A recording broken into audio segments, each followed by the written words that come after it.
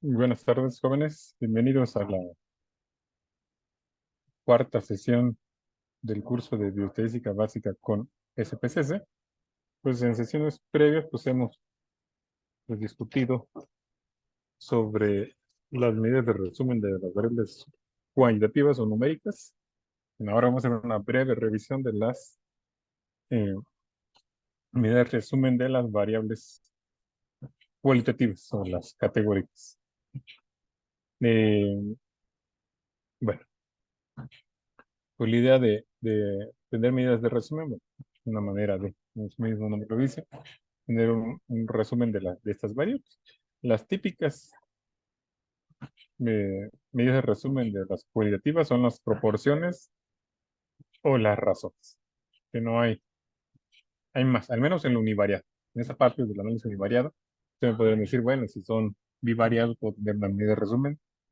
Sí, pero bueno, aquí dejémoslos solo por el momento en lo univariado, es lo de la proporción, ¿no? Que la proporción se define como la relación de dos cocientes donde hay una característica A de interés y dividida entre el universo, ¿sí?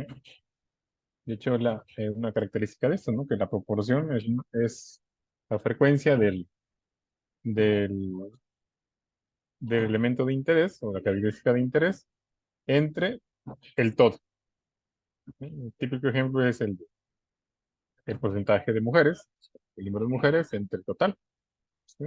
Hombres y mujeres. Eh, o decirlo de otra manera, ¿no? El porcentaje o la proporción que tiene obesidad grado 3, es el número de personas que tienen obesidad grado 3 entre el número total de personas, ¿sí? Entonces, esa es la proporción. Antiguamente se usa multiplicarla por 100 y lo obtengo en porcentaje,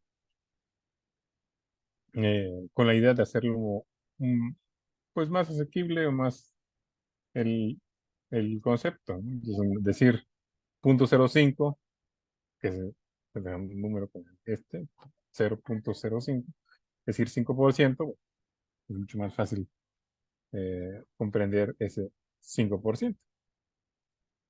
Eh, es la razón de que, porque usualmente lo convertimos a porcentaje, ¿sí? Y la otra medida son las razones, donde representa eh, el número de elementos con la característica de interés dividida entre otra característica de interés, la frecuencia de otra característica de interés.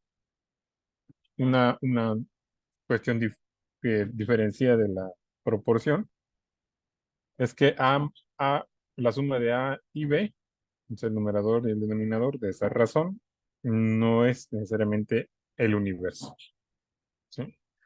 Ustedes lo pueden escuchar esto de las razones en eh, en las tasas de incidencia, ¿no? O a veces dice por ahí eh, el Globocam, ¿no? Dice, hay 10.000 casos de mu- muerte de cáncer por cada 100.000 habitantes. Un ejemplo, no ninguno en particular, pero el tipo de medidas de resumen que le dicen, por cada 100.000, por cada 10.000, pues es una razón, ¿sí?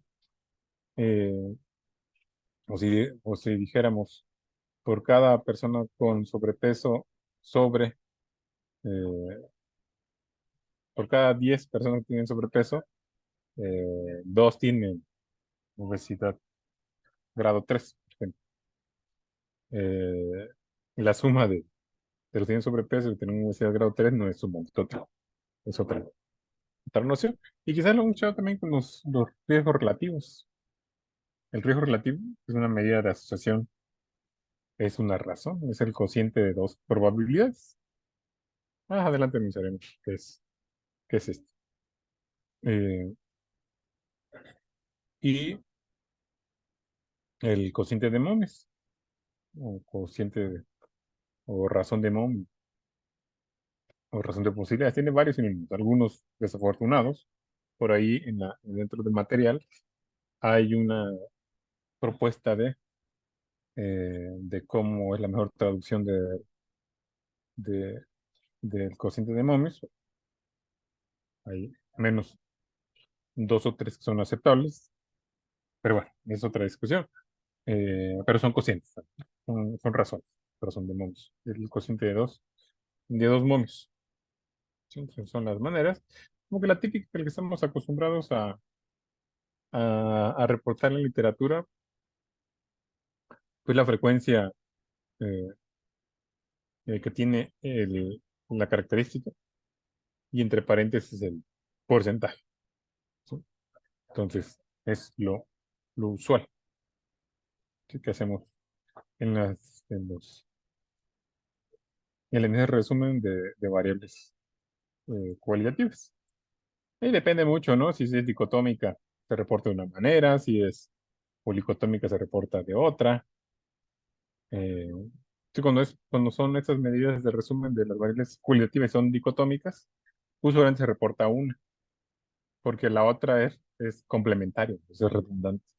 Usualmente construir unas tablas para publicación para tesis, solo cuando son dicotómicas, solamente se deja una de las clases, la otra es redundante, a menos que la complementariedad no sea tan obvia cuando se permite colocar. Cuando es como el IMC categorizado, ahí se recomienda ponerlas todas, ¿sí? Porque tengo varias categorías y, y bueno, no es redundante. Podemos ponerlas todas, ¿no? Cuando son las dicotómicas, podemos poner solo una. Hay otra noción que se llama cambio porcentual, aunque no necesariamente es válido no solamente, bueno, se usa en variables cualitativas, también en las cuantitativas, no es que no lo vimos, mm, no es una técnica pues usual, al menos en cuantitativa. Bueno, quizás lo pueden usar eh, en las cuantitativas del cambio porcentual, por ejemplo, de porcentaje de grasa corporal o el cambio porcentual de IMC. ¿Cuál ha sido el cambio? De que la ventaja que tiene esa medida es que pues toma el IMC basal y claramente el IMC posterior dividido entre el IMC basal por 100. Pues, eso me da el cambio porcentual. Bueno, ¿no? Hablando con variables numéricas, entonces, tuvo un cambio porcentual de IMC este paciente de tanto sujeto o bajo el tratamiento, bajo el esquema de tratamiento tal. ¿Sí? Eh, pero también eh, digamos, ¿no? El número de personas con depresión antes de la pandemia. Y quiero ver el cambio porcentual, ¿no? Ahora durante la pandemia. ¿Sí? ¿Cómo cambió? El, ¿Cuál fue el cambio porcentual de la depresión? También lo podemos hacer con esta formulita. Es el número bueno, que está la formulita. Es el número de casos posteriores menos el basal entre el basal, por 100. ¿Sí? Entonces, y aquí puedo determinar, eh, si es un estudio, cuántos había con depresión antes de la pandemia. Le quito menos, después de la pandemia, P es después de la pandemia, menos XA, que es antes de la pandemia, entre ese número de frecuencia antes de la pandemia, multiplico por 100 y tengo el cambio porcentual. Que, como ve, funciona para variables cualitativas como para variables numéricas. De hecho, hay una discusión interesante de esta medida, ¿no? Yo le estudié esta medida a profundidad cuando estaba haciendo una revisión sistemática y metaanálisis para IMC y porcentaje de grasa corporal para personas con obesidad que recibían terapia conductivo-conductual. Bueno, cómo coadyuvaba la terapia conductivo-conductual a la disminución bueno, con un tratamiento, claramente, eh, cómo coadyuvaba a disminuir el IMC o la cintura, la seguridad de cintura. Entonces, algunos reportaban cambio porcentual, otros no. Entonces, bueno, yo me di a la tarea de estudiar el cambio porcentual y bueno, hay algunos análisis estadísticos que dicen que el cambio porcentual tiene baja potencia. O sea, en relación al delta, se han escuchado de los deltas, lo que trabaja modelo Murino Es muy común que trabajen las deltas. Las deltas es la diferencia entre antes y el después. Entonces, resulta ser que el antes y el después, a esa diferencia, tiene mucho más potencia y estadística que el cambio porcentual. Es una de las críticas que tiene eh, el cambio porcentual. Hay literatura un poco más, eh, pues, elaborada, pues, profunda, porque está el acceso ahí de todos. Eh, Dicen estas, eh, pues, limitaciones que tiene el cambio porcentual. De hecho, yo había desarrollado algunas formulitas para recuperar las deltas a partir del cambio porcentual, eh, la varianza y esas cosas, ¿no? Pero bueno, se quedó ahí en el tintero. Eso que ustedes conocen como prevalencia, que yo insisto, la prevalencia debe venir de un estudio de una muestra al azar. Si no viene de una muestra al azar, eh, no debe considerarse como la prevalencia. Lo que hacen Sanud con el porcentaje de la población en hipertensión, las personas con diabetes que desconocen que la tienen y los que la conocen, y todos esos porcentajes que nos reporta en Sanud o el ENADIC, ¿no? El porcentaje de personas que usan anticonceptivos o tengan alguna hemorragia postparto. Ahí, eh, pues a eso sí podría medirle prevalencia, porque es tomado de la, de la población, una muestra al azar tomada de la población. ¿Sí? Ahí no saben, llegan a encuestar a las viviendas y no saben si están enfermos o están sanos. Y van a encuestar y al final identifican quién tiene la cualidad entre el número total de la población. ¿Sí? Cuando son estudios bueno, de frecuencia en hospitales, como usualmente son en la clásica tesis de especialidad médica o de alguna, ya la maestría no los deja, tiene que ser algo más que un estudio de prevalencia. Eh,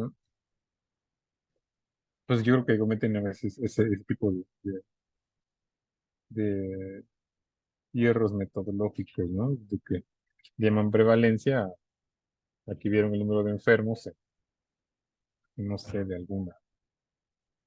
eh, alguna leucemia en el hospital, por ejemplo. Pues tenemos un sesgo de selección, tenemos un sesgo de selección. No, no es a población abierta. Vienen los que vienen aquí, sabemos cuántos tenemos del total. Entonces, si un estricto, yo no lo considero eso prevalencia, no frecuencia. ¿Podría ser valioso? Sí, podría ser valioso reportar la frecuencia de una enfermedad que está en el hospital, pero no llamarlo prevalencia, solo frecuencia. ¿Sí? Y también de las preguntas que usualmente les hago, un tipo de cosas, es, ¿cuál es tu total? ¿Cuál es tu total? Ya cuando me dicen, el de leucemia, ahí tengo esos casos, claro, tienen una leucemia muy particular. Digo, ¿cuál es tu total? Los que van a tu servicio, ¿sí? La N de la persona que van al servicio, la N del el año bueno, de los ingresos o de los solitarios los servicios de salud del hospital en el año. ¿Cuál es tu N? Y no es clara la N. O sea, la N del total de la población. En cambio, la de Salud, pues yo encuesté, por decir un número, 33,000, por decir un número, creo que ese es el correcto, 33,000, ¿no? Yo encuesté ese todo, sin duda, ese es el todo. Y detecté a 15,000 que tenían alguna condición. Dividí 15,000 entre los 33,000, eso es la frecuencia, sin lugar a dudas. No hay duda de cuál es el total. Bueno, esto es para. Y la otra, bueno, esto de la incidencia acumulada, que es otro término usual. Metodológicamente, la prevalencia, pues es un estudio, bueno, la idea que es un transversal, ¿no? Es como una foto instantánea, ¿no? Y aquí, para la incidencia acumulada, pues se necesita tener un periodo de observación, ¿no? Entonces, se vendría de un diseño longitudinal. Eh, bueno, ahí está el número de casos nuevos entre el total de la población en riesgo al índice, que se puede multiplicar por una constante de 10,000 o 1,000 u otra cantidad. Pero realmente las medidas de las variables cualitativas, pues no son En ese se resumen los porcentajes, al menos lo que quiera construir alguna razón, que tenga algún propósito para construir alguna medida de razón, lo podría uno hacer. Pero lo típico en la publicación son bueno, la razón, cuando hacen riesgo relativo o cociente de momios, ahí están implícitos, ¿no? Las razones. El uso de la definición de razón. Y, vámonos a la base esta en salud que estábamos trabajando la sesión pasada. Vamos a hacer unas rutinas para sacar porcentajes. Eh, si le cerré acá.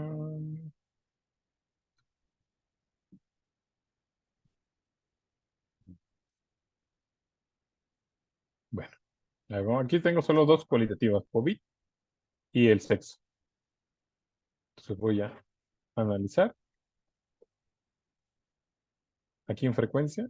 Voy a usar la de frecuencias, ahora sí, para sacar frecuencias. Eh, Analizar, es descriptivo, frecuencia.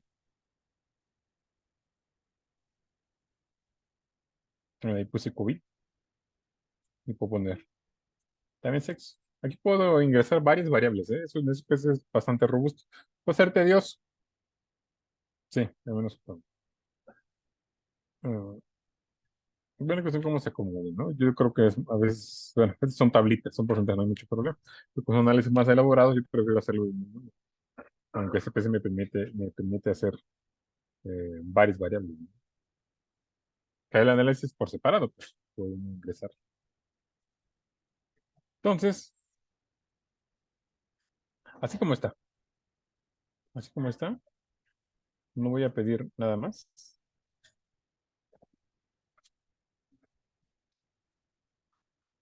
ni voy a aceptar. Mm, bueno, aquí como la base está completa, bueno, dice que tengo perdidos 699. Algo pasó ahí en la transformación cuando hice la base. De hecho, el Excel trae 300.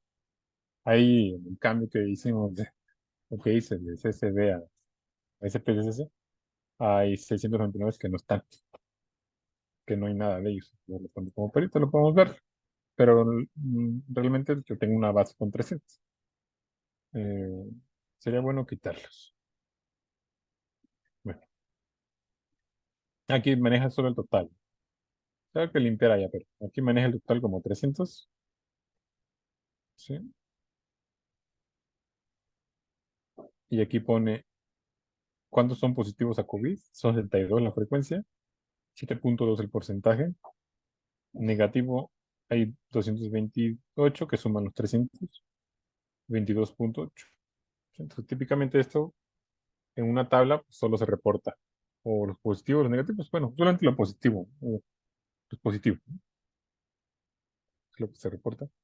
Uno reportaría 72 así. Mm,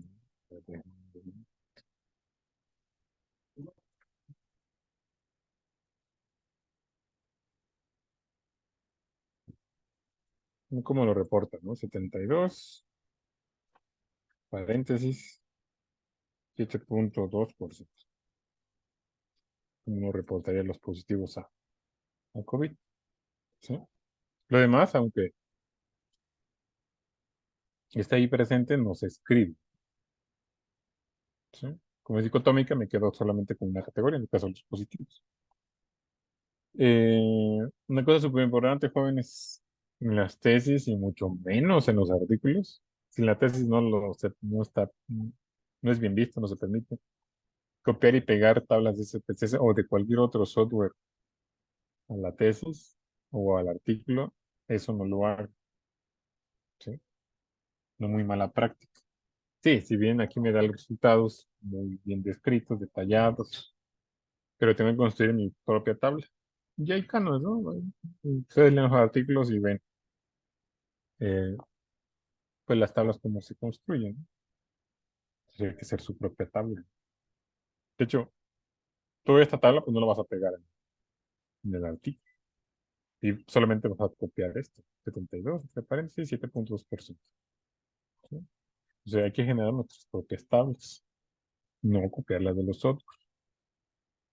Aquí también, bueno, me da la frecuencia, un porcentaje de hombre y mujer. Obviamente ahí yo tendría que, pero aquí tenían los positivos a COVID. Tendría que ver qué positivo a COVID, ¿no? Pero aquí los tendré que decir que ese es el sexo. Bueno, aquí está un problema con la X, sexo. Y entre paréntesis decir que voy a reportar a las mujeres. O sea, estoy diciendo la variable y cuál es mi variable de referencia, la que estoy ahí enunciando. Diría 124, entre paréntesis, 12.4%. Ok, entonces aquí para mejorar esta redacción tendría que ser así, mejorándola, ¿no? COVID, los positivos. Algunos ponen sí, también, los que sí tienen COVID. 72, entre paréntesis, 7.2.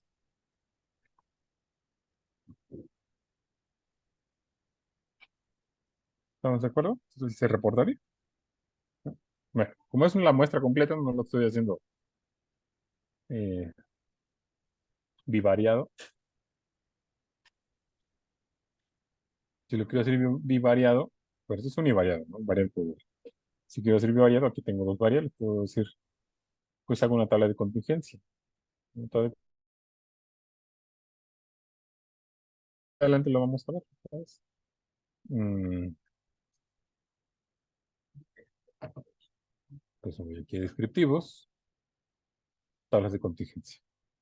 Ahí. Ujú. Usualmente en las columnas se pone la variable esta de agrupación. Si es un estudio de COVID, pues tendría que ir en las columnas COVID, ¿no? Es lo que yo quiero estudiar. Entonces, la variable de agrupación va en las columnas. Aquí la única categoría que tengo es sexo, ¿no? Vamos a ponerle sexo ahí en las filas. Que me diría en la tabla la distribución de los hombres y mujeres que tuvieron o no tuvieron COVID. Lo que me diría. Aquí en esta parte de la estadística, recuerden que la estadística ayuda a responder a las preguntas o los objetivos que tienen, ¿no? No hacer phishing, ¿no? Vamos a pescar a ver qué sale. ¿Sí? Bueno, entonces aquí vámonos al formato. Bueno, es en casillas. Vamos a casillas. Ojo, en ustedes puede llamarse tabla de contingencia o tabla cruzada.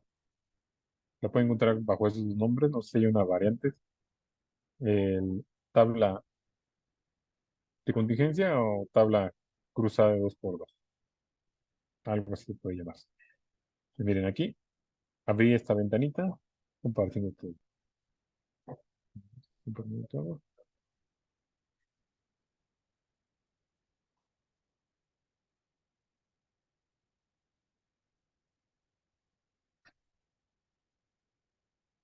Ujú. Pues aquí le pido que me dé los porcentajes por columna, para que me lo dé el porcentaje con respecto a las columnas. Y me dé, eh, bueno, lo que se van a ver de manera más natural, ¿no? Esto, ¿no? Los positivos y los negativos a COVID. Ahí está. El hombre y la mujer.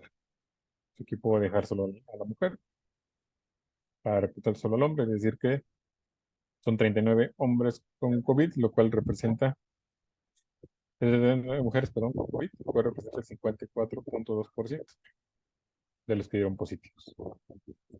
Y 137 hombres dieron negativo, lo que representa el 60.1 de los que dieron negativo. Eso es lo que típicamente uno reporta. Eh, Entonces, debe ser así, sexo, de paréntesis mujer, y uno que reportaría 33, 45.1 8%, 91, 39.9%. Bueno, acá tendré mi tabla, ¿no? Los que tienen COVID. Pero no estoy haciendo la tabla ni de Excel ni de Word, ¿no? Pero están aquí, entonces tendré que ser los positivos y los negativos.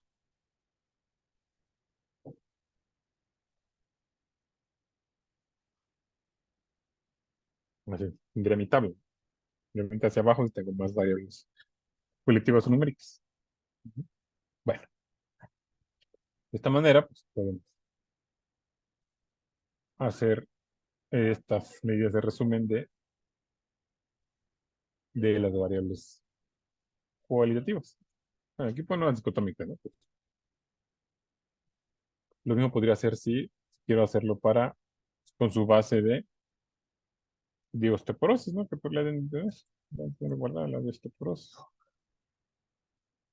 La de osteoporosis, bueno, aquí tengo la de osteoporosis, tengo el cuellito de batalla. Y tengo esta la aclaración de la OMS, ¿no? Si quiero hacer algo similar, descriptivo, frecuencia, le pido que me saque los porcentajes de, de esto, ¿no? Aquí está, ¿no? Los conteos, la frecuencia. Realmente yo le llamo conteos, ¿no? Porque es contar, ¿no? No, conteo o frecuencia. Bueno, solamente cuando llame conteo me refiero a la frecuencia. Los dos son correctos, pero no es muy usual que llamen. Y este es el porcentaje.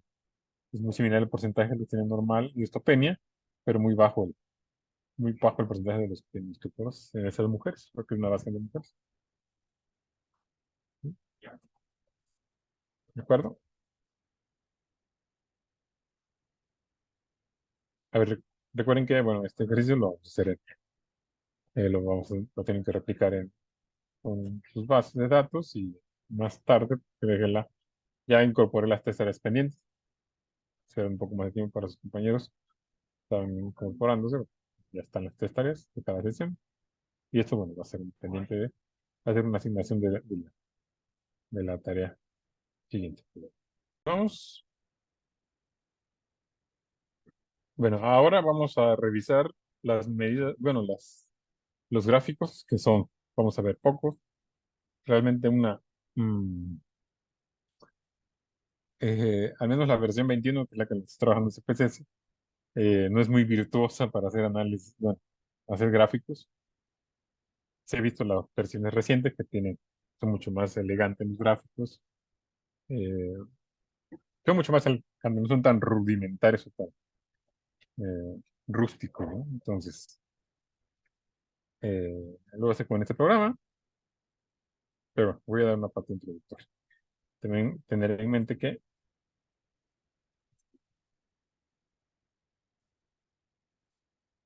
los gráficos también son medidas de resumen. Ah, no les puse mi capítulo. Por ahí nos invitaron a escribir un capítulo en un libro de bolsillo de gastroenterología, ya por el doctor Raúl Contreras. Hice un capitulito sobre las medidas de resumen. Ahí se los subo al Classroom.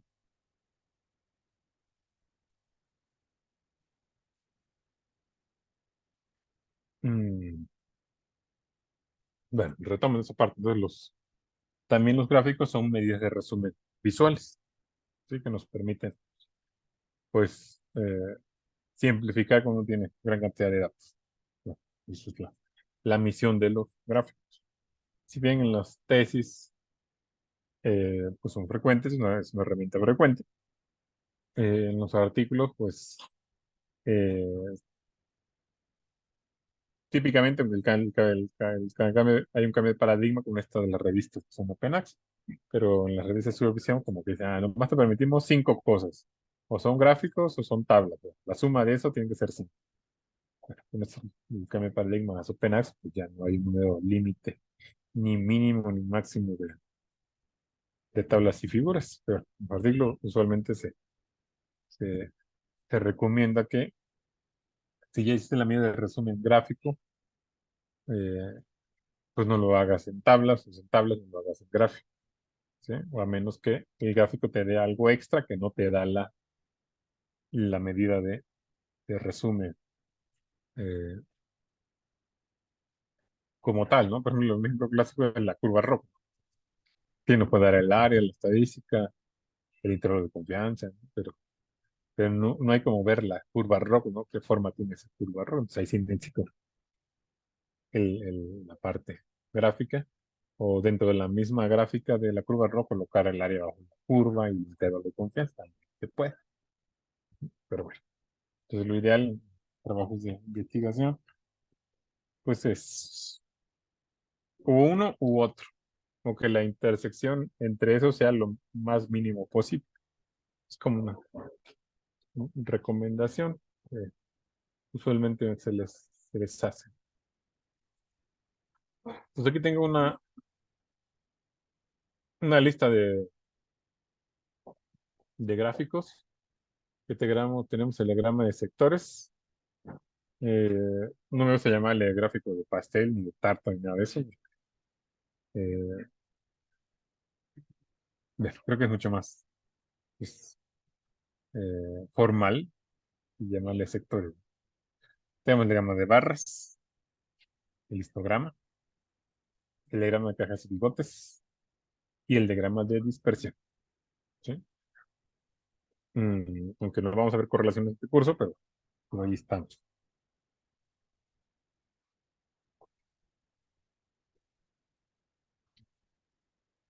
A ver, creo que mutilé el diagrama de sectores. Bueno, se los comento. El diagrama de sectores, ya lo conocen, es este diagrama circular. Se recomienda el uso de el diagrama de sectores para variables que son nominales. Se usa para eso, para las nominales. El diagrama de sectores. No se recomienda el uso de diagrama de sectores para variables ordinales porque tienen la noción tienen la propiedad del orden. Están ordenadas. Mm, bueno, va por la. Entonces, pues, uno se pone a reflexionar. ¿Por qué no pues, se permiten variables, usar de sectores, digamos, sectores en variables que son muy ordinales? Porque pues establecer un orden predeterminado en el sectores pues es complicado. Entonces habría como que crear un programa, crearlo especialmente para eso, ¿no? Que el orden de la variable ordinal pues siga las manecillas del reloj o en contra de las manecillas del reloj. Entonces, no son buenos. Si tienes un- una variable cualitativa, pues usa diagramas de barras. Digo un ordinal, pero un ordinal usa directamente las barras. Pero sectores solamente son para las nominales, sean dicotómicas o sean policotómicas. Eh, Ahí están los diagramas de barras.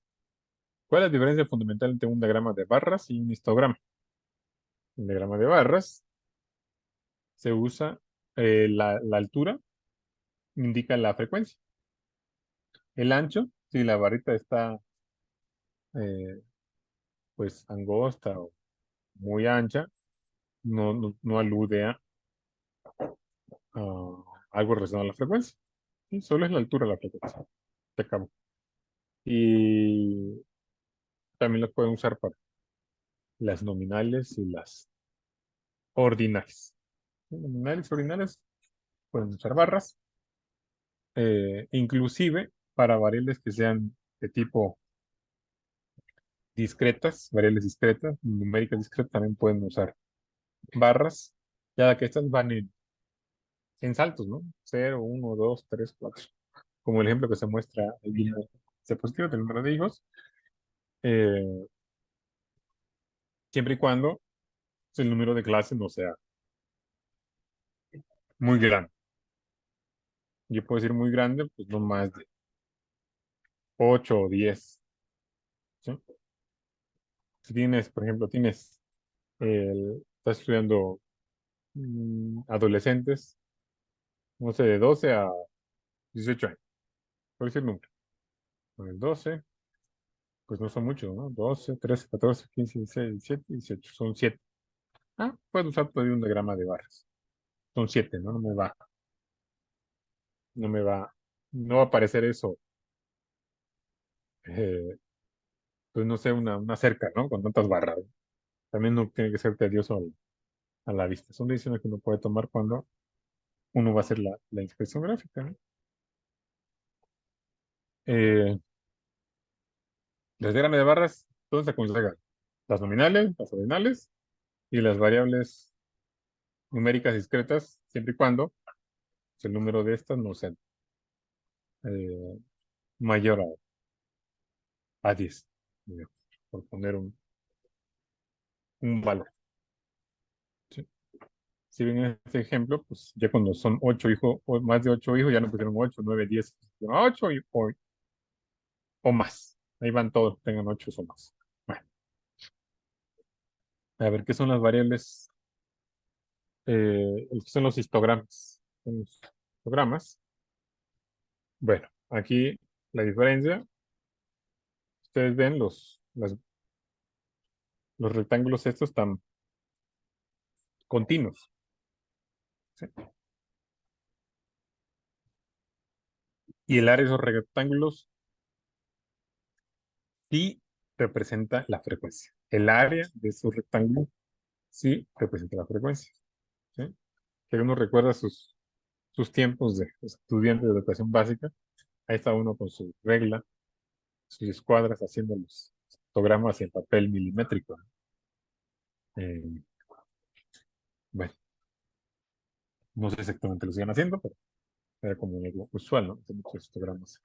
Y hay que definir el intervalo de clase, cuántos intervalos voy a hacer, y usábamos unas reglas de dedo. Una era que tenía que ver con la raíz cuadrada, otra con el logaritmo, la raíz cuadrada del número de datos, el logaritmo del número de datos. Tiene nombre esas reglas.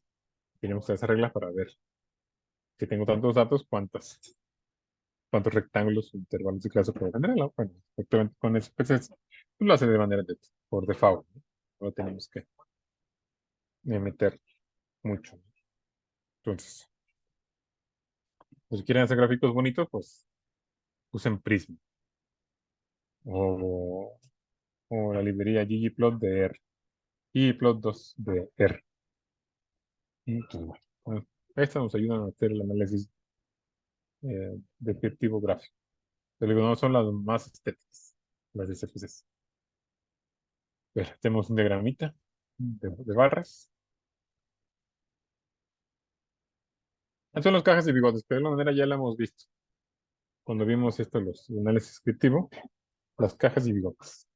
Ese es el valor mínimo, que es 19. El valor máximo.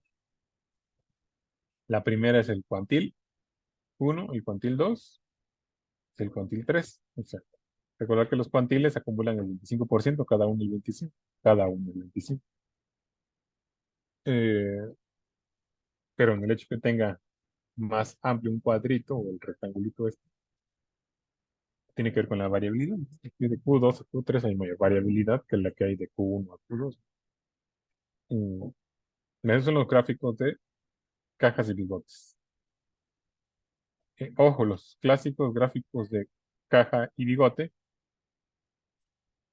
la línea es la mediana, esta línea que está aquí, la mediana. ¿Sí? Un error frecuente en la literatura, en las tesis, en los artículos, ponen dos diagramas de barras para, no sé, por ejemplo, con COVID y sin COVID, ¿no? Si quieren ver alguna. COVID sin COVID, de alguna variable numérica, digamos anticuerpos, anti-SARS-CoV-2, y lo quieren decir con el gráfico que se muestra. Una gráfica, jóvenes, no demuestra. En el sentido de demostrar algo, un gráfico no demuestra, solo muestra. ¿Sí? Yo demostré con esta figura que existe diferencia entre A y B. No, un gráfico solo muestra, ¿sí? La que puede. probar si hay diferencia o no, pues la prueba estadística. Sí, si entreno mi ojo bioestadístico, yo puedo identificar con la diferencia con el gráfico, sí, pero al final lo que lo confirma es la prueba, ¿no? Y luego pasa al revés, ¿no? Uno ve el gráfico como que no, y la prueba te dice que sí, bueno, hay que ver el tamaño de muestra.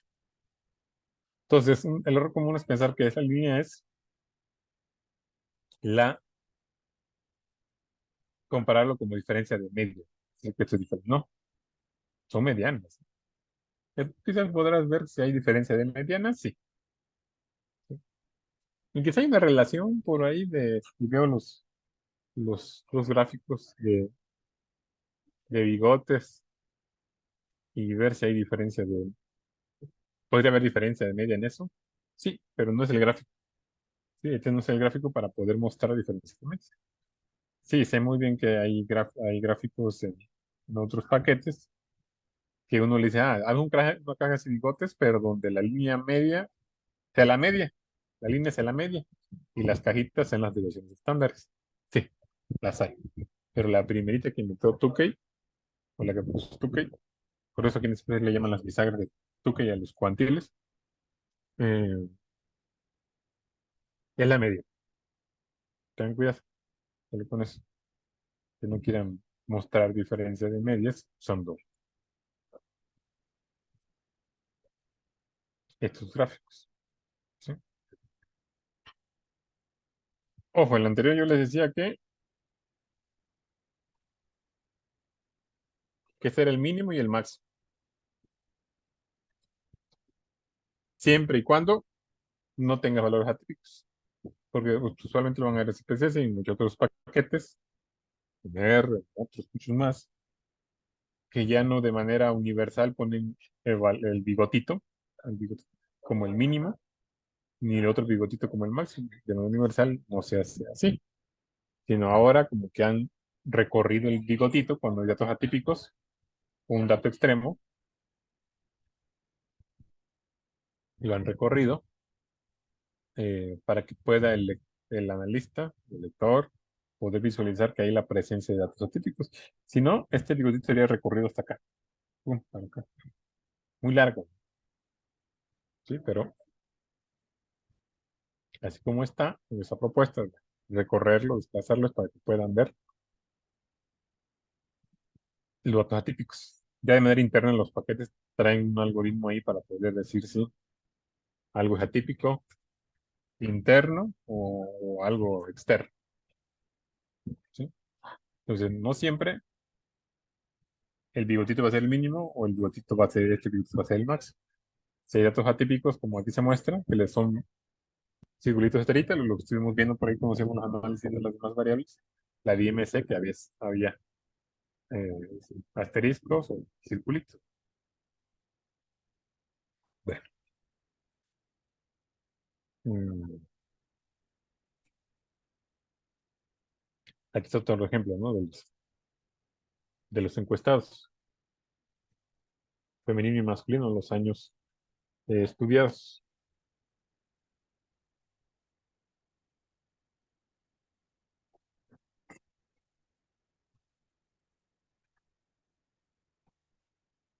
¿Ok? Hay datos atípicos y datos y valores extremos, ¿no? Los atípicos y valores extremos. Ujú. De la mediana, ustedes ven como los rectangulitos son más o menos del mismo ancho, podrían, digo, hay simetría. Aquí se ve un poco extraño, ¿no? La línea muy marcada, como que la mediana se pegó con el primer cuartil. ¿Qué puede pasar? O sea, no que se peguen, está más bien, la gráfica, la línea es tan amplia, tan gruesa, que uno ve que se pegan. Ya no se pegan, pero están muy cercanos, muy, muy, muy cercanos. Así que el cuantil uno y la mediana son muy cercanas. ¿Por qué? Porque entre el cuantil uno y el cuantil 2 hay poca variabilidad. Pues se pegan.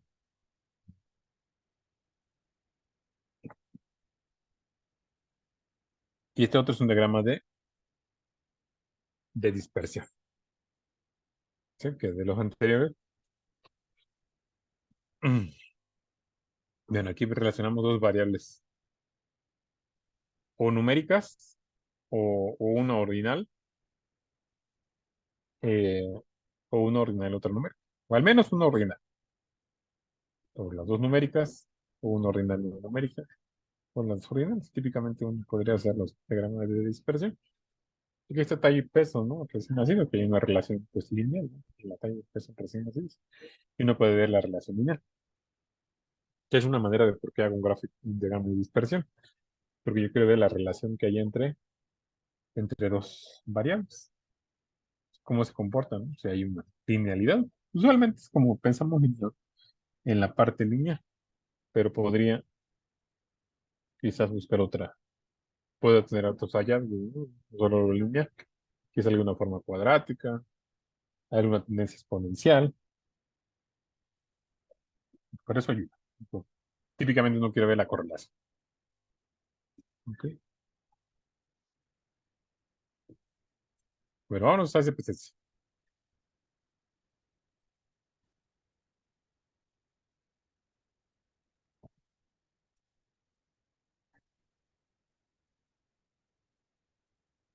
Ahí está la de Ensanut. En SPSS Doctor, no se ve su podría pantalla. tener, gracias. En SPSS usualmente podría haber, podría haber más de una forma de hacer un gráfico, un análisis. Sí, podría. Aquí voy a tomar solo una ruta. El primero que vimos fue uno de sectores, ¿verdad? Bueno, aquí solo tengo sexo y COVID como categóricas.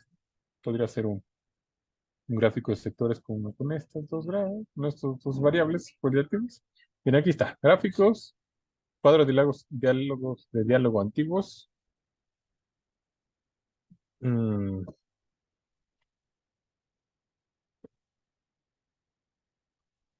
ahí tengo una gama, ¿no? Barras 3D, líneas, áreas, sectores máximos y mínimos, diagrama de caja, barra de error, pirámide, rotación, dispersión y trabajo. Vamos a usar pues mm, los que les he mencionado, lo que le hemos revisado. Diagrama de sector. Diagrama de sector, este. Se resumen para cada grupo de casos, tenemos que definir. Y aquí tengo, mm, me pide que lo represente como número de casos, como porcentaje de casos o suma de las. Bueno, hay una tercera forma de definirlo. Bueno, vamos a darle como porcentaje de casos. Que me dé los porcentajes de casos. Yo puedo usar este, cualquiera de los dos. ¿Por qué voy a porcentaje? Porque ya es una medida de resumen. Porcentaje. Dejar números absolutos, la podría hacer, ¿no? El cálculo de los porcentajes, pero ya me queda directo. Entonces, pongo ahí definir casos, definir sectores, que es sexo. Aquí solo me deja uno. Ya le damos a aceptar.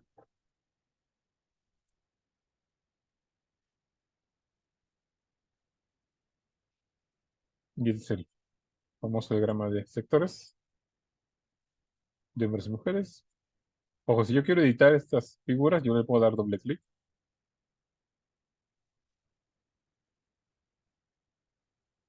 Ujú. Inclusive si le quiero dar cierto efecto así como medio coqueto, pues también lo puedo hacer aquí con este. Si quiero ponerle los porcentajes, le tomé clic aquí este que parece si tuviera una mirilla. Le doy clic a cada sector y ya me pinta los.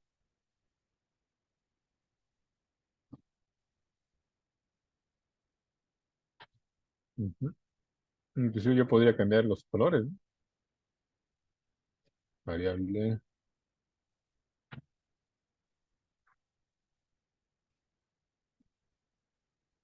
Si no les gustan estos, vamos a ver qué me pinta.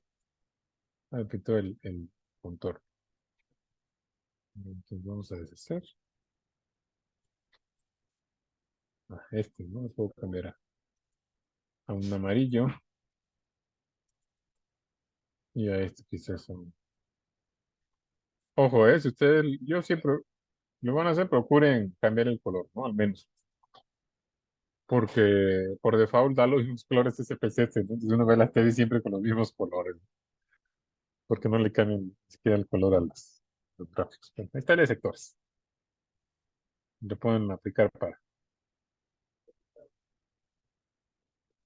esta de osteoporosis, que estaba trabajando en osteoporosis, esta base de osteoporosis, gráficos, cuadro de diálogos, sectores. Ojo, una recomendación. Cuando usted tiene solamente abierta una base, aquí tengo dos, la de osteoporosis y la de ensayo. Cuando usted lo tienen abierta una base, vean aquí la hoja de salida. Tiene la misma barra, ¿no? Como tienen una sola base, pueden hacer los análisis desde aquí, porque es la única base abierta. Cuando son dos bases, sí tienen que irse a la base para hacer las operaciones. Si lo hacen de acá, pues, seguramente lo haría sobre otra, pero no sobre la que quiero.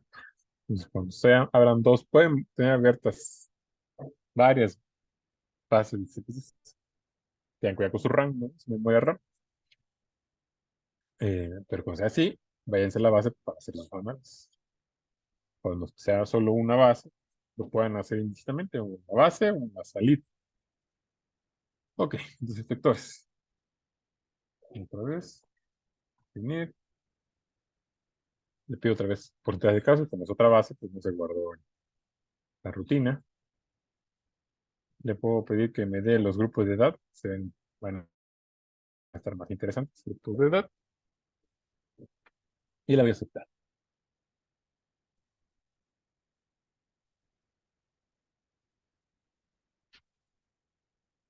Bueno, no debe haberlo hecho. ¿Por qué?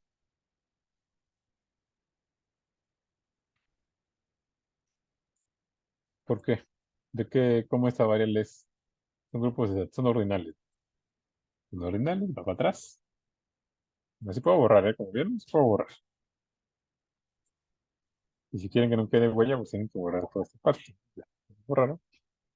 Entonces, cuando empieza a hacer análisis, uno puede tirar muchos gráficos, muchas tablas, pero al final uno tiene que, bueno, una práctica que yo tengo es, pues no me va a quedar con hoja SPSS con, no sé, con 50 análisis, ¿no? Entonces, más bien le quito todo lo que ya sea, no sea relevante y me quedo con lo relevante como memoria del análisis. No guarden todo, ¿no? No saquen ahí su,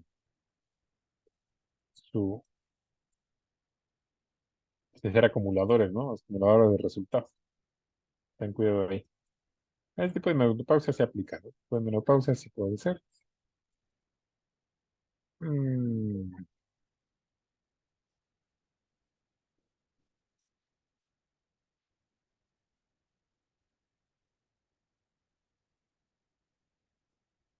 me está un poquito.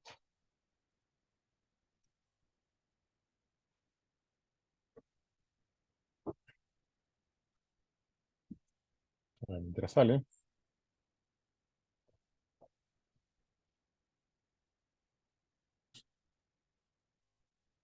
ya salió.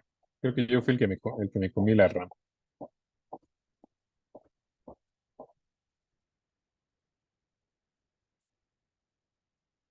Ahí está. Ahí está. Los tipos de menopausia. Puse tipos, finalmente. Si natural o variectomía, histerectomía, ambas, o no menopausia, o no consta.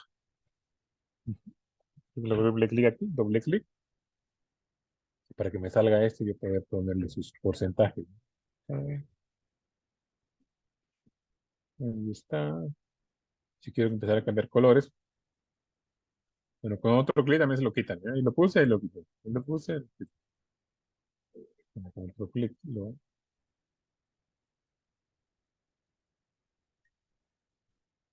puedo cambiar los colores.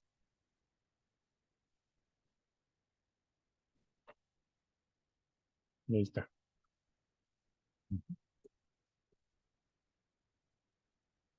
Ok. Están dando dos ejemplos de sectores. Una dicotómica y otra nominal dicotómica y otra nominal policotómica. Vamos a analizar. Vamos a hacer un diagrama de barras. Diagrama de barras. 15 barras. Voy a hacer uno simple. Igual le puedo pedir número de casos, porcentaje. Es mucho más amigable, creo que el porcentaje de casos. El número total, el número acumulado. Bueno, pues no ordinal, ahora sí le pongo que es eh, una ordinal.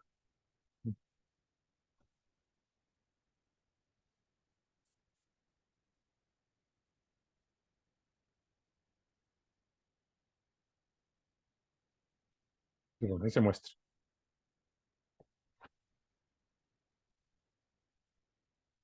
Si ven, va en la disminución, ¿no? El porcentaje de... Al contrario, le puedo dar doble clic aquí con esta. Pedirle que me dé los... Denme unos minutitos. ¿Por qué?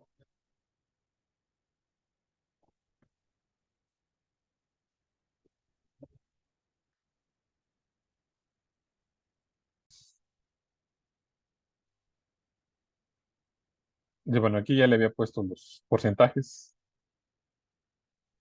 Bueno, si ven, pues va a la baja, ¿no? Entre más estos grupos etarios, pues vayan, están en décadas.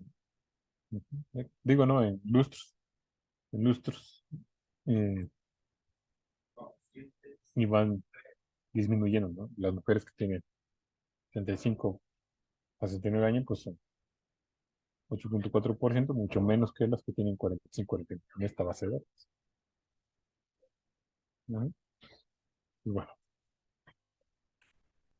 a ver, entonces ya hemos visto antes de manera muy frecuente, el histograma para variables numéricas. Pues donde tenemos cuadro de diálogos, ahí mismo, en la misma barra, ¿no? Histograma. Y, no sé, IMC. Ay, mira, aquí dice que le puedo pintar la curva normal también. Y la pintamos.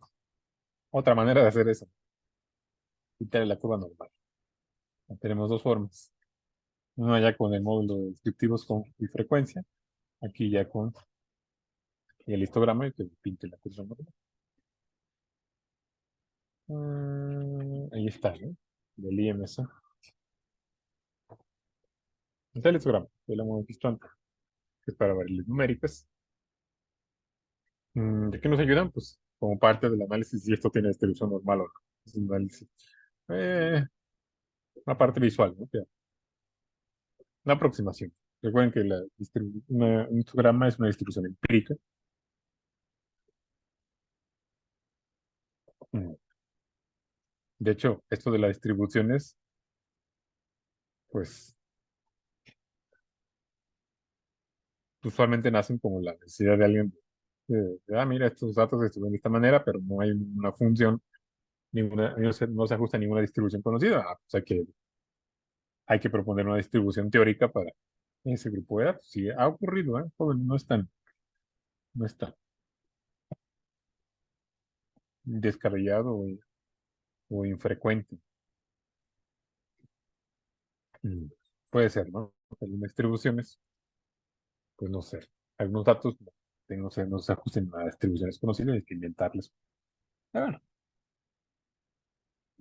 mm, en fin, también uno puede hacer estos histogramas para ver esa distribución.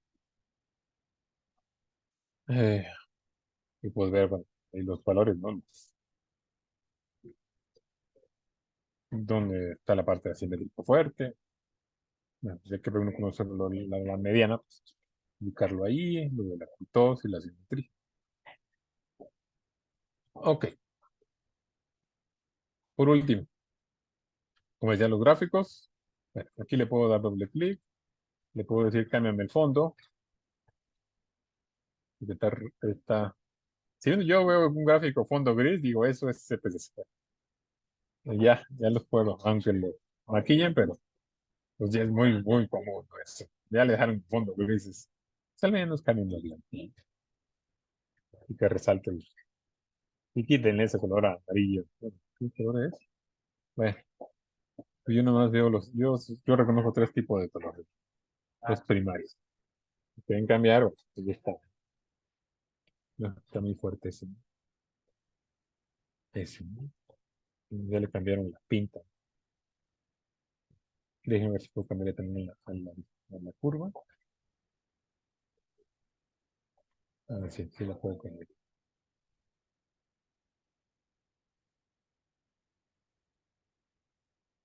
Sí la puedo cambiar. Como le doy un rojo. Ahí está, ¿no? Sí, ya puedo hacer cambios. Finalmente, para hacer esta parte de los gráficos, el diagrama de dispersión. Es muy útil, ¿no? Ver la relación entre dos variables. Bueno, te voy con el dispersión. Me falta el de cajas. Bueno, falta el de cajas. Diagrama de cajas. Voy a usar el simple. Y me parece esto. Bueno, yo no soy muy bueno. Gráficos sobre diálogos. Diagrama de cajas. El simple.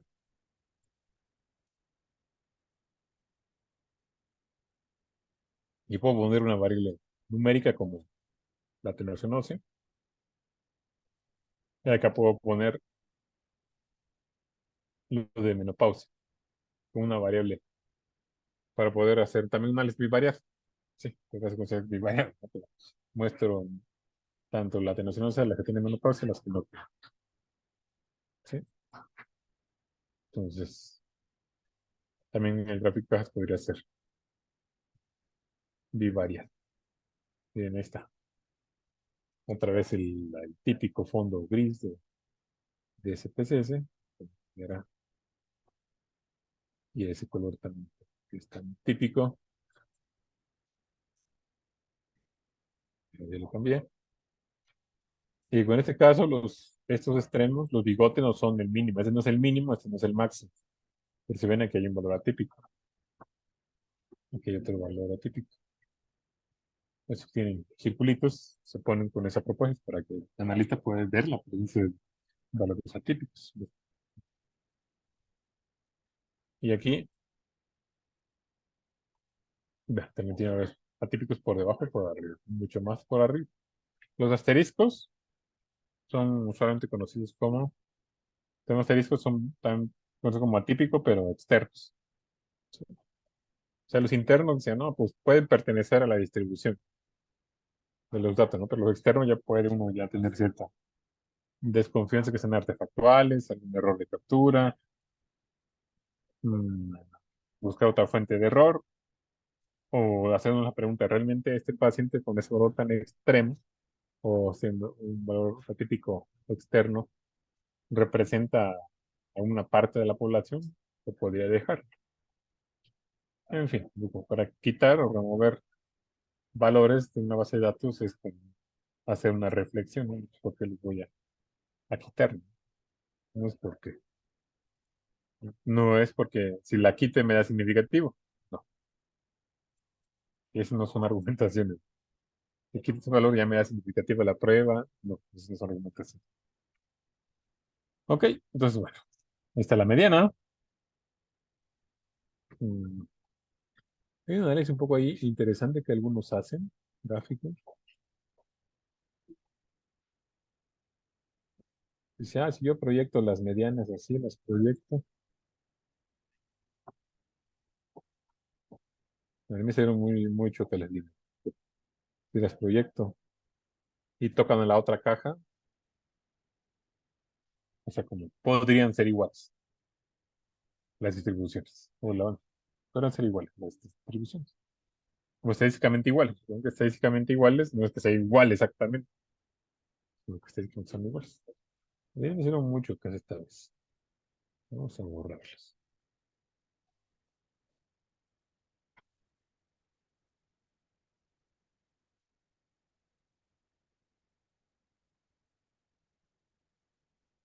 estuvieron más decentes. Entonces algunos recomiendan eso, ¿no? Pues proyecta tus cajitas, ¿no? Que si son mutuamente excluyentes, no se tocan unas con otras, podrías pensar que tus distribuciones son diferentes. Podrías concluir que tus distribuciones son diferentes.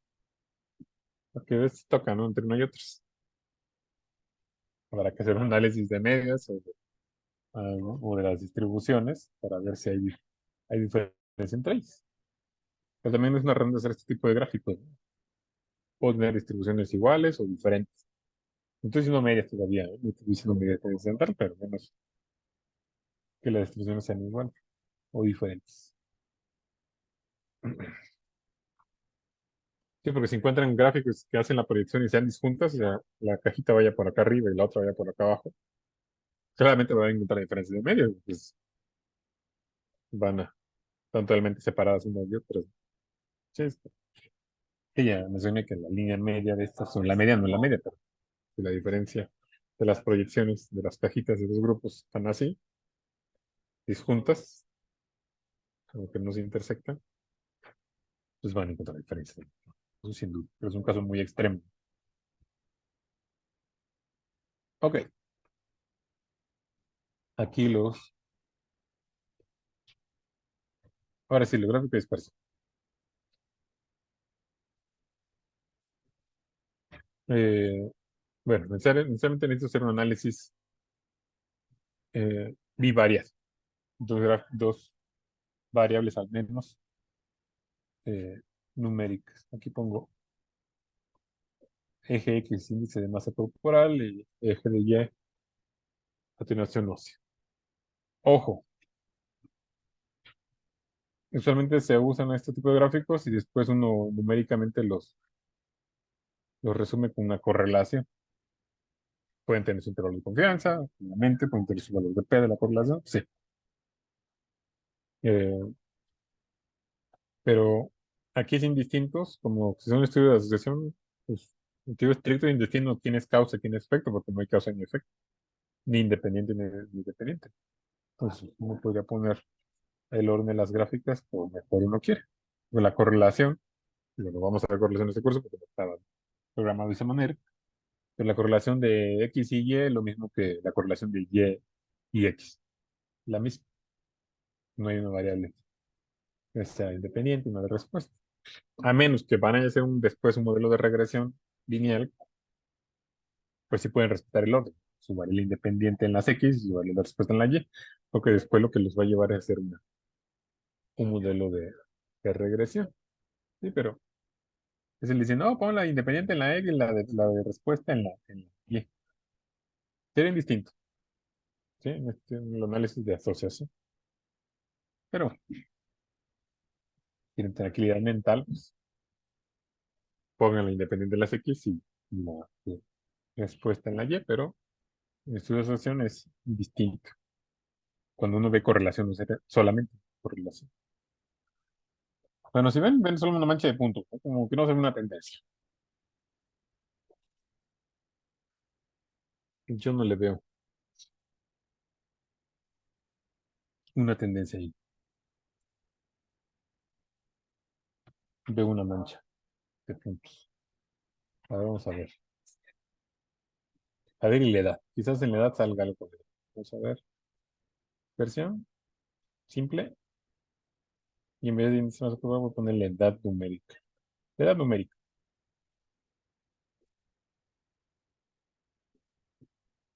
Pues ahí veo una cierta relación.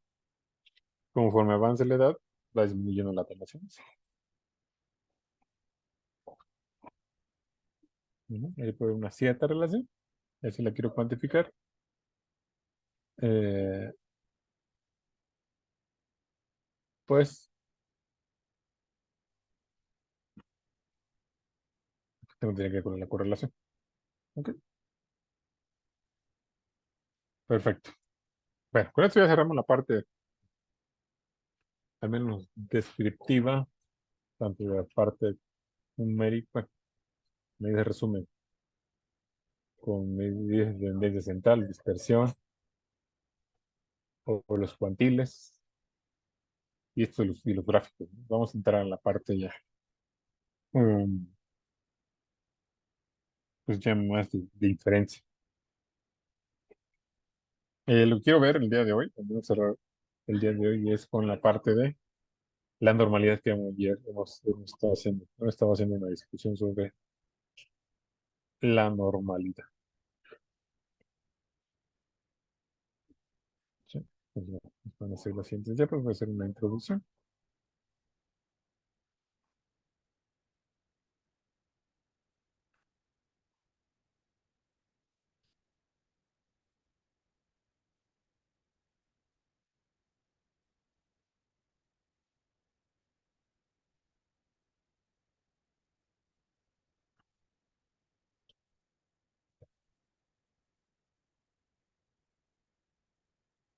Bueno, la interrogante con la que inicia esta diapositiva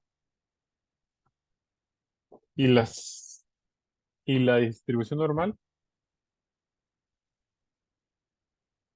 Bueno, por ahí hay una frase de Littman, ¿no? Si todos creen en la aproximación normal, los experimentales porque piensan que es un teorema matemático, y los matemáticos porque piensan que es un hecho experimental, entonces asumimos normalidad. Pero bueno, hay que verificarla. No es un, salvo en unos casos, como vamos a ver más adelante, podemos ya prescindir de la distribución normal, pero es buena práctica, pues, por más general, que ustedes sepan cómo hacer el análisis si algunos datos tienen o no tienen distribución normal. Entonces, eh, por ahí mi profesora de historia del bachillerato nos contaba que si nosotros quisiéramos tener un pulso de la realidad, entre comillas, no sé, de los procesos sociales o políticos de México, tendríamos que leer los tres periódicos, ¿no? Los de izquierda, los de derecha y los de centro. Ya, actualmente ya nomás tenemos los dos. Son de izquierda o son de derecha, no tenemos de centro. Pero en fin, entonces, desde la perspectiva de algún tema particular, leyendo los tres periódicos, uno podría tener un juicio propio, ¿no? De esa cosa que llamamos realidad, o de los procesos sociales y políticos, no queremos meternos en eso de la realidad, no me gusta la palabra. Ujú. Entonces, algo similar lo hacemos con el análisis de la distribución normal. O sea, vamos a hacerlo desde tres ángulos diferentes. Es como a una esfera, ¿no? O sea, ahora que pasamos Navidad, ¿no? La esfera de Navidad, ¿no? Esa esfera la puedes ver de diferentes ángulos. Eh, Igual eso de la normalidad, lo podemos analizar de diferentes ángulos para poder concluir de forma más, eh, pues, confiable, ¿no? De nuestra, de nuestro resultado y poder, pues, continuar haciendo los análisis, lo que es importante. Mm. Bueno, ya hemos visto lo estadístico de forma, como la simetría y la kurtosis. Simetría, lo hemos visto ya, lo hemos visto.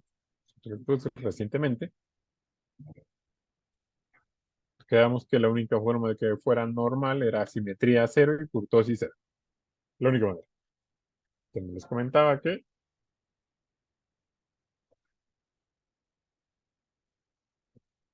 la estadística es robusta, aunque la teoría es que no deben tener distribución normal.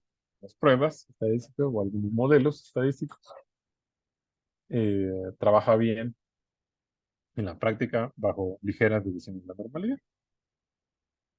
Y después que se nos iba a olvidar que estábamos trabajando en el espectro de ligeras divisiones de la normalidad y íbamos a hacer la contracción del lenguaje, vamos a llamarle normalidad.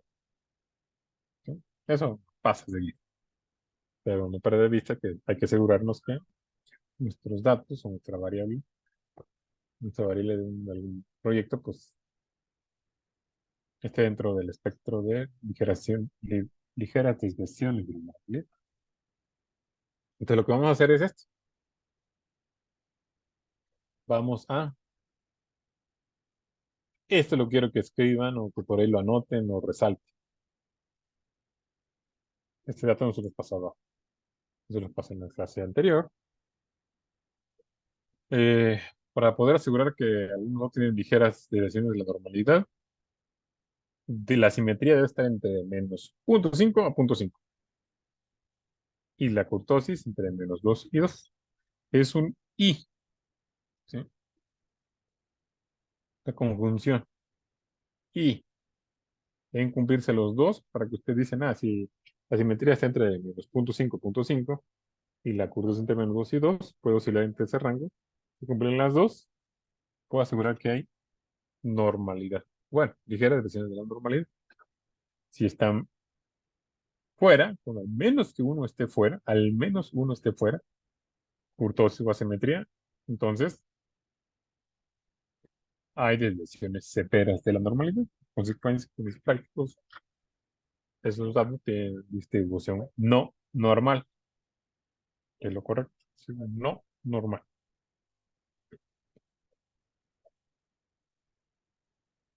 ¿Sí? Entonces ya lo notaron. Entonces hoy todos los días del curso que tengamos se van a levantar en las mañanas y van a decir asimetría menos 0,5, 0,5, kurtosis menos 2 a 2. Va a ser su mantra por esta semana que concluye y la siguiente. Recuerden.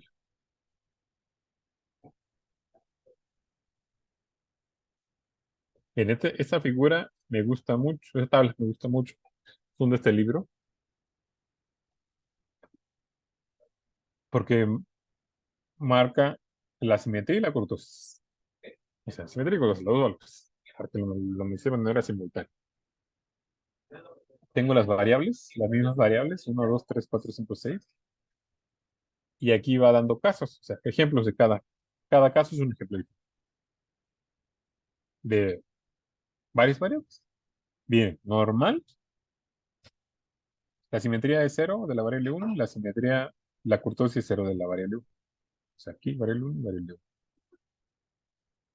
Y si ven todo, el primer renglón es simetría 0 y kurtosis 0. Eso dice que aquí es normal.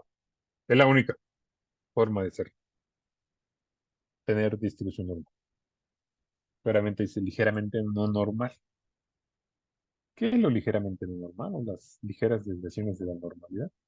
Son del caso 2 al caso 4 y aplicamos el criterio esto que la simetría debe estar entre menos 0,5 a 0,5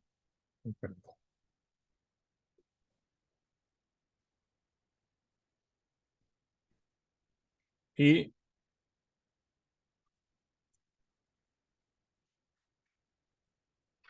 la simetría de menos 2 a 2.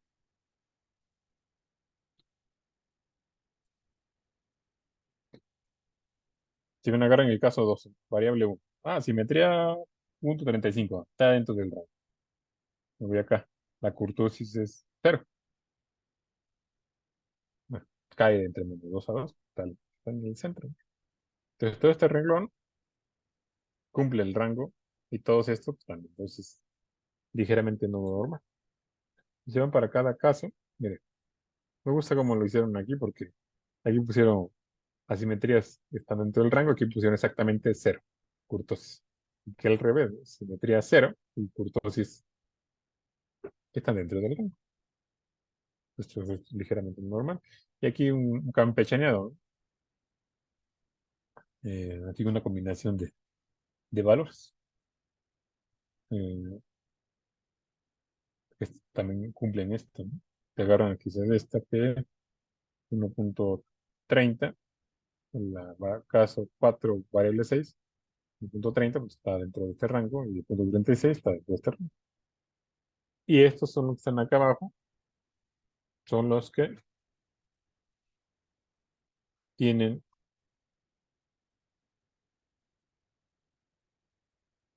desviaciones fuertes de la normalidad. Sí, fíjense, en el caso 5 en el primer renglón, aunque la curvatura sea cero, con que la simetría está fuera del rango, no es severamente no normal.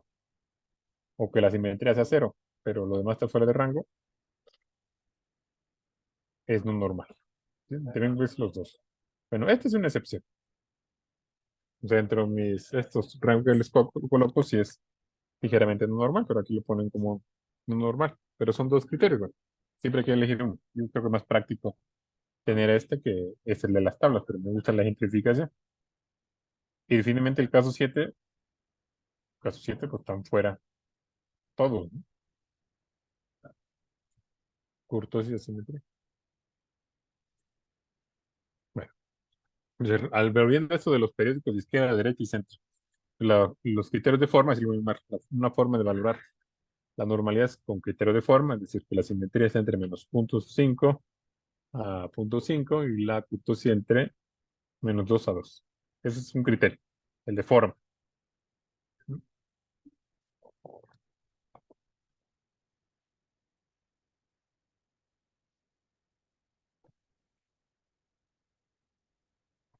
Ya nos lo toda esta parte, ya me regreso. El otro, claramente, son las pruebas estadísticas, que es lo más popular, ¿sí?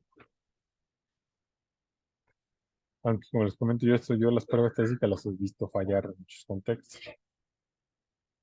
Entonces, sí, no, no le vamos a dejar únicamente a las pruebas decidir si no tiene distribución normal, van a ser parte del ritual. Yo le uso tres criterios. Criterio de forma, que lo acabo de ver hace unos minutos, las pruebas estadísticas y un criterio gráfico. Y la prueba de estadísticas, bueno, tenemos tanto la distribución normal, que en ese caso tengo dos tipos de pruebas, la Kolmogorov-Smirnov, con la corrección de ese señor, y la Shapiro-Wilk.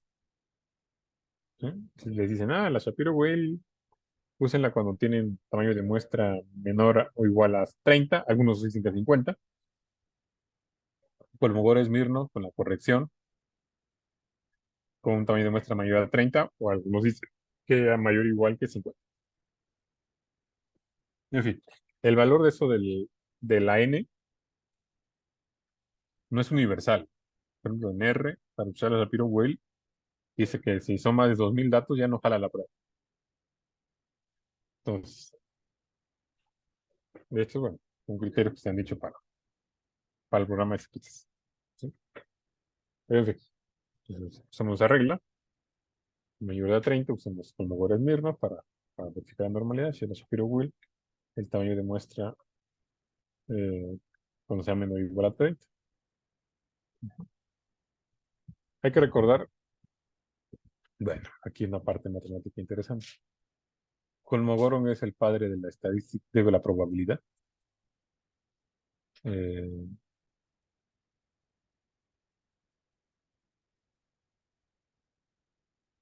mm,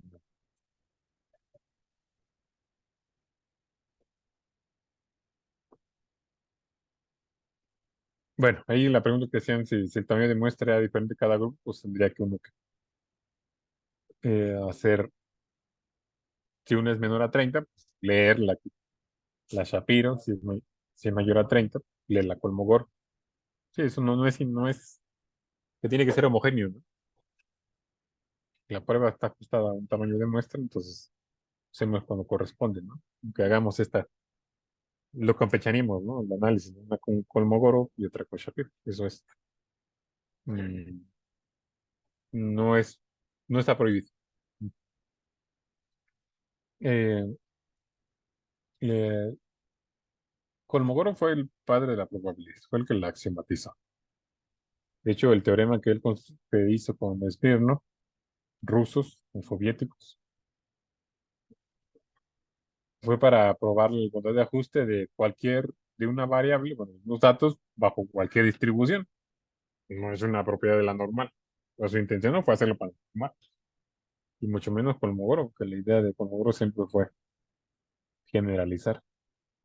Bien, por ahí Lily fue por sí sola. corrección que mejora la potencia de la prueba que la que está en SPSS. La que está en SPSS es la con la que tiene la corrección para aumentar la potencia de la prueba.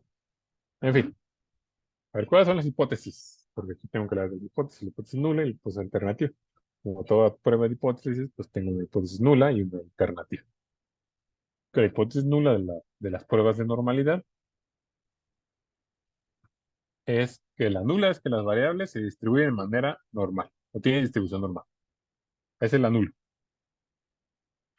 Y la alternativa es que la variable no se distribuye normal. Entonces, si usted en la prueba le sale significativa, la conclusión es que sus datos no tienen distribución normal. Si la prueba sale no significativa, pueden concluir que las variables se distribuyen de manera normal. Entonces, es como cualquier otra prueba. Si el valor de P es menor que 0.05, rechazo la nula y me quedo con la alternativa, acepto la alternativa. Si el valor de P es mayor a 0.05, pues no rechazo la hipótesis. Si no tengo la evidencia suficiente para rechazar. Es como cualquier otra prueba. Sí, pero pues sale significativa, no hay normal.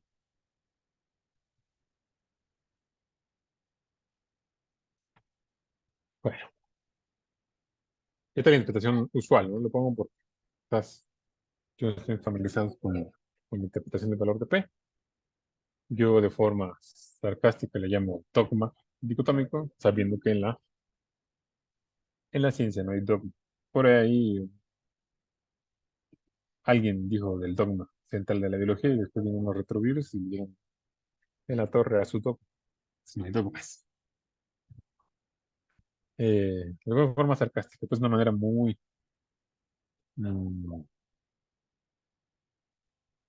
pues muy reduccionista, ¿no? De concluir. Y eso lo hace práctico, lo hace sencillo, lo hace asequible, pero no deja de ser reducción, un reduccionismo, ¿no? Si el valor de P es menor que 0.05, se rechaza la hipótesis nula, que es equivalente a aceptar la hipótesis alternativa. ¿Sí? Lo sabemos, ¿no? Tal es significativa, el valor de P es menor que 0.05. Y el valor de P, porque te puede pasar una de las dos cosas, no te pueden pasar las dos. ¿Sí? Por eso es dicotómico, es uno u otro. El valor de P es menor que 0.05 o es mayor que 0.05. Bueno, fijando como alfa, como la significancia estadística, el valor socialmente aceptado, que es el 5%. Algunos también pueden tomar el 1%. Ese que no sé, si el valor de P es mayor que mayor o igual a 0.05, no se rechaza la hipótesis. Ujú. ¿Estamos de acuerdo? Entonces son las dos maneras que puedo concluir. Y como ya sé que la nula es normalidad y la alternativa es normalidad, en función de esto y luego de P de que salga de la prueba, yo puedo concluir si hay normalidad o no. Ujú. Bueno, aquí pongo un ejemplo, regresando un poco. Si se distribuye de manera normal, la pregunta es esta, ¿no? Si se distribuye de manera normal esta variable que es la presión sistólica, con una simetría de menos 0.12, digo 12 menos 0.408, bueno, ahí se ve que sí hay que está dentro del rango, ¿no? La simetría está entre menos 0.5 y la kurtosis entre menos 12 y 2. Bueno, ahí cumple el criterio de forma. Bueno, ahí se me pasó esa de Apple. El tercero. ¿Cuál es el tercer criterio? El primer criterio es el de forma, el segundo es una prueba de hipótesis, y el tercero, mediante el criterio gráfico. Ya, yo le llamo criterio gráfico, llamado QQ-plot, o gráfico cuantil-cuantil. Así, QQ-plot. Lo que hace el QQ-plot compara los valores observados versus los valores esperados, suponiendo que hay distribución normal. Entonces, si los puntos están alrededor de la línea, pues concluimos que hay distribución normal. Bueno, sobre la línea o muy cercanos a la línea, que hay distribución normal. ¿Sí? A ver, vamos a ver.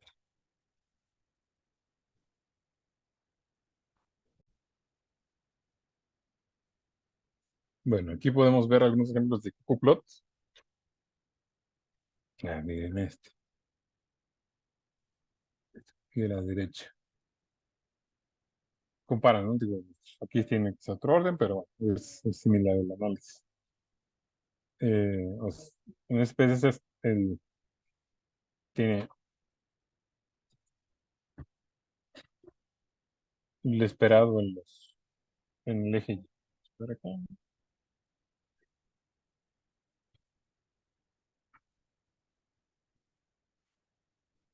Sí, aquí lo tienen invertido.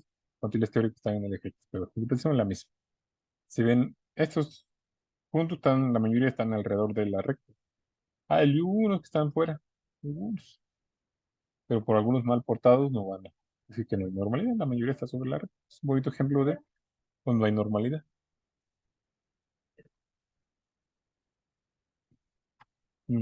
Habrá algo donde no haya normalidad. Este, quizás. Este. Vean, están muy alejados. O sea, el sello característico cuando no hay normalidad es acá en los extremos, ¿no? Se alejan bastante. Bueno, aquí no tanto. El problema es acá. Pero vean, se acerca, se va a alejar, se queda un poquito y se aleja. Aquí podemos decir que la gráfica es subjetivo, claro, pero no totalmente subjetivo. ¿Eh? Tiene su grado de subjetividad. A ver, miren, por acá. Uno que se vea que sí, no hay. Este ejemplo me gusta mucho. Tienes una distribución bimodal de cómo se ve el cucuplot. Es distribución bimodal, o sea, hay dos modas de cómo se ve el cucuplot. No se aproxima a la recta para nada, ¿no? Como norma. También los ejemplos son bonitos, ¿no? Simetría, cucuplot bonito. Simetría con algunos fallas, bueno, se despegan un poquito los extremos. Y aquí contienen asimetría a la derecha, cómo se ve el cucuplot. Tienen simetría a la izquierda, cómo se ve el cucuplot. Entonces, vamos a hacer un ejemplo.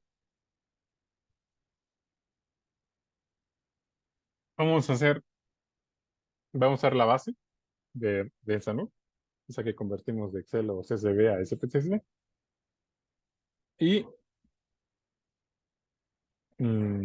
vamos a usar la de triglicéridos para que lo hagamos de las dos maneras. Usando triglicéridos y logaritmo de triglicéridos.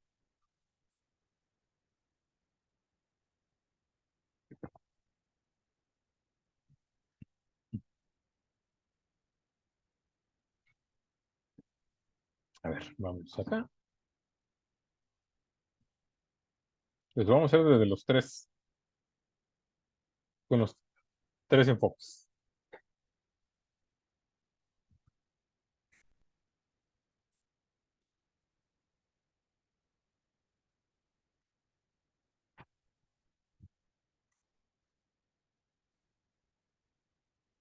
A ver, ¿dónde haga este tipo de análisis?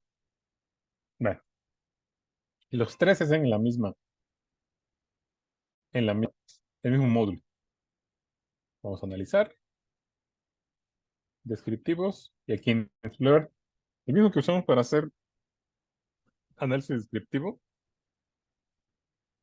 ahí vamos a hacer el análisis de la normalidad. Vamos ahí, vamos a poner triglicéridos y también logaritmo de triglicéridos. Aquí lo tenemos ahí, los dos a la vez. Y vemos qué ocurre con ambos.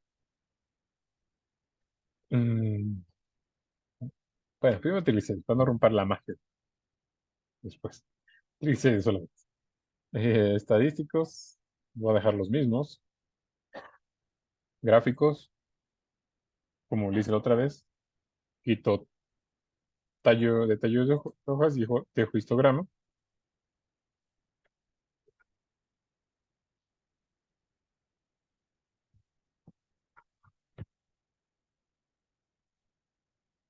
Déjenme ver si estoy compartiendo todo. Pero aquí le tengo que agregar gráficos con prueba de normalidad.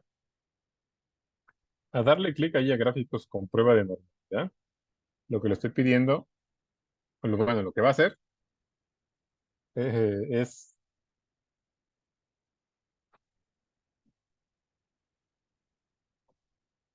a ver,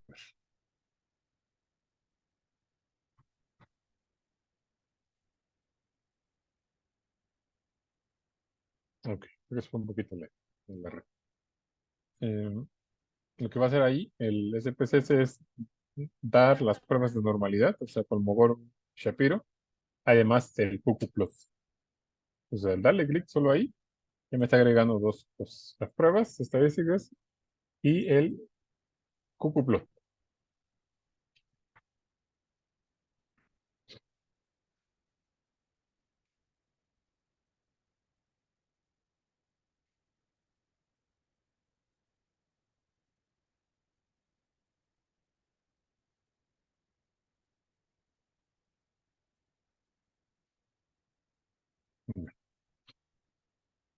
Que viene la RAM del lab.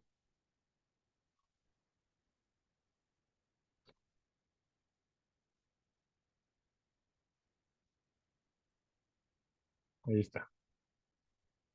Entonces aquí están los gráficos estos de los descriptivos, que de ahí yo solo voy a visualizarlos.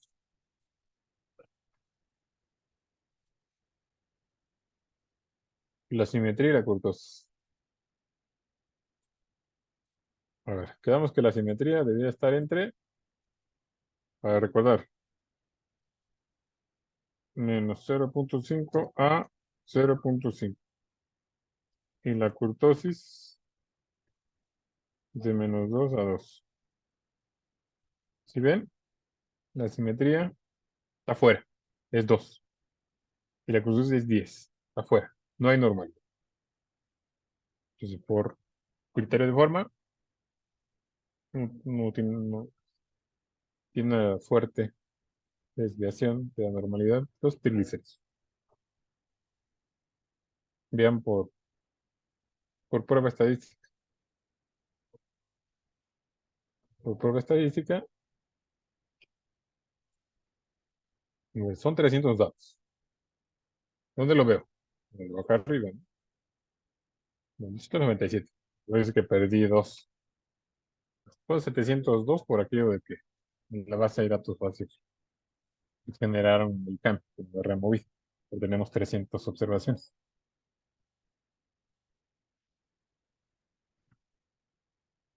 Entonces voy a leer Colmogor. Que son más de 30. Vean el valor de P. Recuerden que en SPSS, si no lo saben, pues no lo conozcan, pero en SPSS no dice valor de P, dice SIC.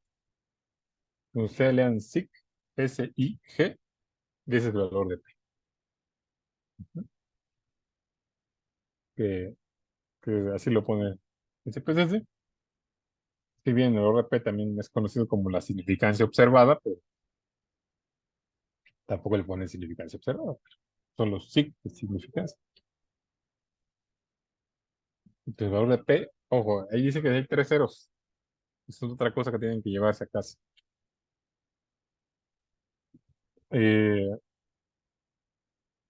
los valores de P contienen distribuciones continuas. No pueden ser cero. Son muy pequeñitos, pero no pueden ser cero. Entonces, cuidado con reportar valores de P en las tesis o en los artículos de cero, a menos que venga una prueba exacta con distribución discreta. Ahí sí, pues puedo creer que algo tenga probabilidad de cero. Pero en las continuas como esta, no, no tiene valor de P cero. Lo que ustedes tienen que hacer como para reportar, es decir, menor a 0.001. O sea, muchas revistas de investigación clínica, más o menos de medicina, pues no dejan reportar más de tres dígitos. Dice, pues si el valor es súper pequeñito, ¿cómo voy a reportarlo? Digo, ahí no es cero, es que tan pequeño valor que tres dígitos no te permiten ver el valor el verdadero valor, ¿no? El valor de P. Se reporta así, menor a 0.001. Así es como tienen que reportarse. Bueno, como es menor a 0.05, ¿qué quedamos? ¿Cuál era la nula? La nula, normalidad. La HA, no, normalidad. Ajá. Entonces, como el valor de P es significativo, se rechaza la hipótesis nula y acepto la alternativa. No, no normalidad. No hay normalidad por prueba estadística. Va a 2-0, va perdiendo la prueba. Ya con eso ya perdió. Porque debes como, se le asigna un punto a cada prueba, a cada criterio. Vean el cuplot, no quiero ver el histograma, no es un criterio gráfico, sino es el cuplot. Vean el cuplot, se parece una serpiente alrededor de una rama, toda, eh, con esas contorsiones, ¿no? No es, no es normal tampoco por el cucuplot. Entonces, 3-0. Tres de los criterios dicen que hay no normalidad. Ojo, jóvenes, ¿eh? Si puede salir que aquí sin duda hay no normalidad, pero hay casos donde eh, pues ganan dos de una. Entonces, pues me voy sobre eso, ¿no? Que tenga más puntos. Sí, los escenarios son dos no, dicen normalidad y una no, concluyo normalidad. Si dos dicen que no hay normalidad y así concluyo pues no normalidad. Si las tres me dan normalidad, pues las concluyo en normalidad. Si las tres me dicen no normalidad, concluyo en no normalidad. Entonces, bueno, aquí es como si fuera un juego de soccer. Que meta más goles gana. Aquí el que meta, que tenga más a favor.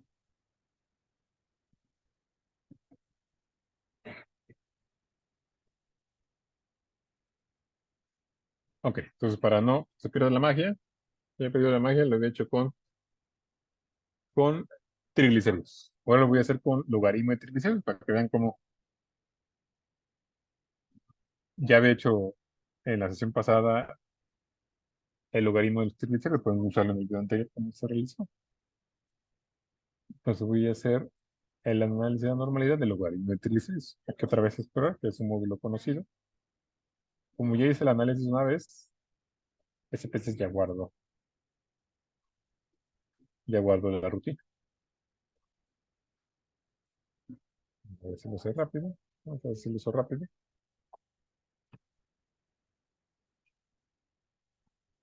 Vean la normalidad.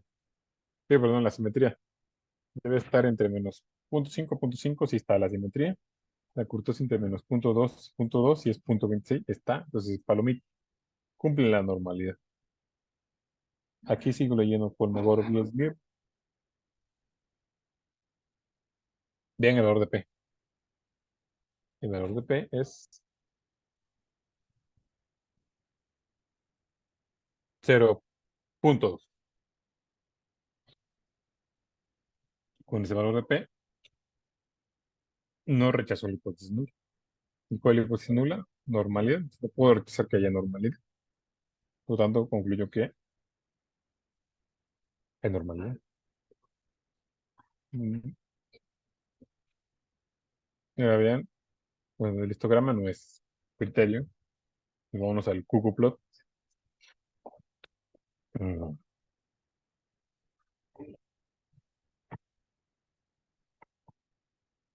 Vean, la mayoría está sobre la recta, ¿no? Aquí hay unos mal portados. Y uno los puede ver en el histograma. Este es el mal portado, ¿no? Por acá. Son estos. Son estos. Pero bueno, con esto, la mayoría está sobre la recta. Yo puedo concluir que hay normalidad también. ¿Sí? Yo gano 3-0 la normalidad. Ya con el logaritmo ya lo completan con distribución normal. Ojo, si alguno de ustedes se pone escrito, no, está muy alejado de los últimos puntos, son muchos.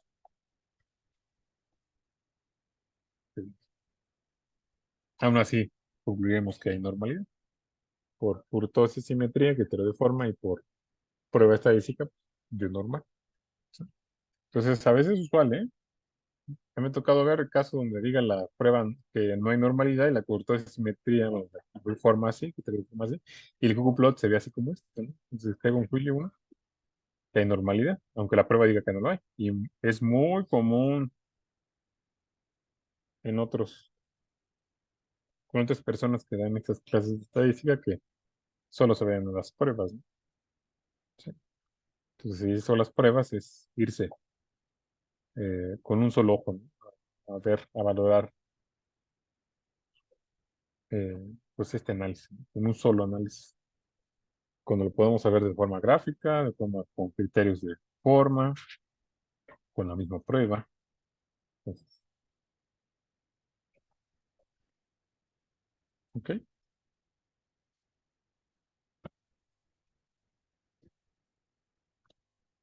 Bueno, jóvenes, creo que con esto concluimos esta sesión con los de la forma de valorar la normalidad. ¿Sí? Pues estamos por concluida la cuarta sesión del curso de estadística básica con SPSS.